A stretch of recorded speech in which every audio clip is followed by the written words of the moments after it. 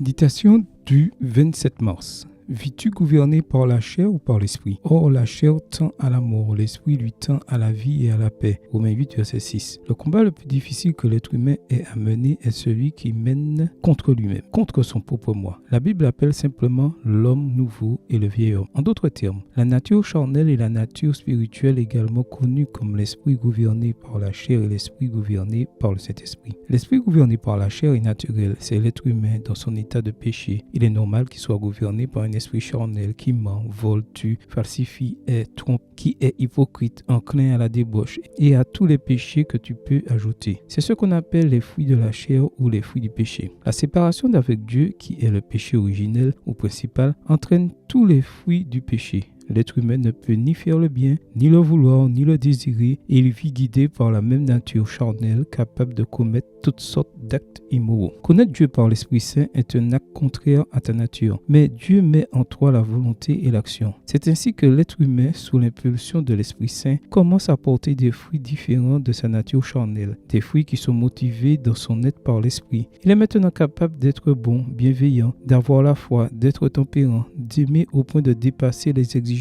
de la loi, non pas parce qu'il est bon, mais parce que Dieu est maintenant dans son cœur. Cela l'amène à avoir un esprit gouverné par le Saint-Esprit. Bien sûr, tout le monde dira qu'il s'agit d'une personne différente, parce que les premières choses gouvernées par la chair sont passées. Quand tu abandonnes ta volonté à Dieu, il est capable de te transformer en une autre personne, une personne selon son propre cœur qui, bien que vivante encore dans la chair, agit avec un esprit gouverné par l'esprit. Ce qui lui procurait du plaisir lui inspire maintenant du dégoût. Ce qui lui procurait de la joie lui inspire maintenant de la honte. L'esprit gouverné par l'Esprit de Dieu devient une nouvelle créature. Comment vis-tu? Sous l'emprise de la chair ou sous l'emprise du Saint-Esprit? Dans le premier cas, ne désespère pas, accepte Jésus. Il est expert dans les cas impossibles car tout est par sa grâce. Amen. Bonne journée à vous et que le Seigneur vous bénisse.